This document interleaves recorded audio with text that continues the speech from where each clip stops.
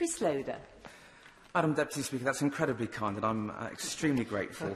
I should just say to members of the House, in case members had forgotten, I should declare my interest as my family of farmers in my home constituency of West Dorset.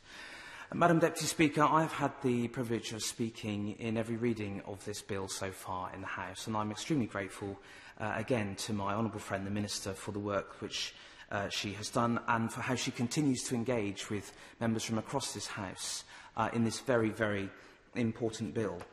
I think to start with, Madam Deputy Speaker, there are probably a couple of things that I would like to remind the Minister about in terms of particular issues in West Dorset that are incredibly important.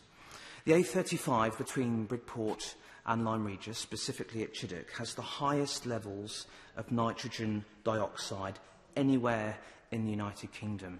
And it is incredibly important to my constituents that we can take this bill forward and the Minister can do all that she can to make sure that we can take those powers and act on dealing with that very difficult issue.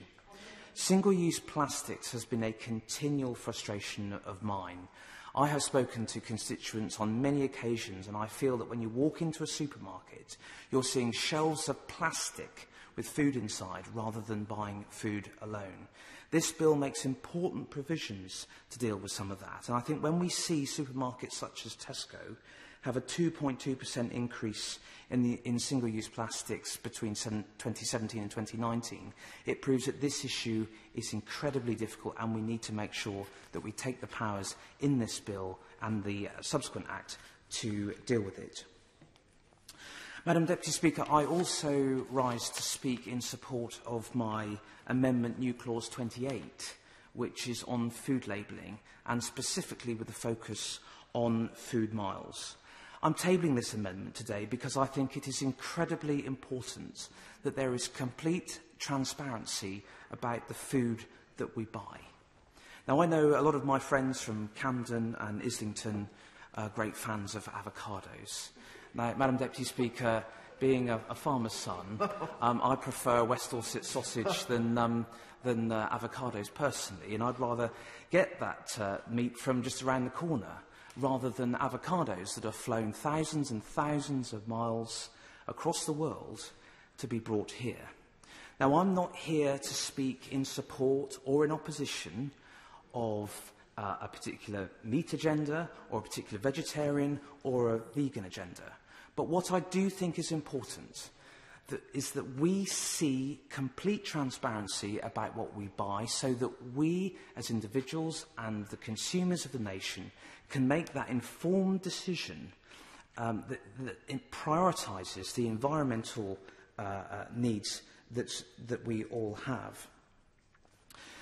Madam Deputy Speaker, my honourable friend, the Minister for Agriculture, also at the conclusion of the Agriculture Bill, I believe third reading, very kindly offered that we would do, or the government would undertake a consultation into food labelling, and she said that that would indeed commence this year.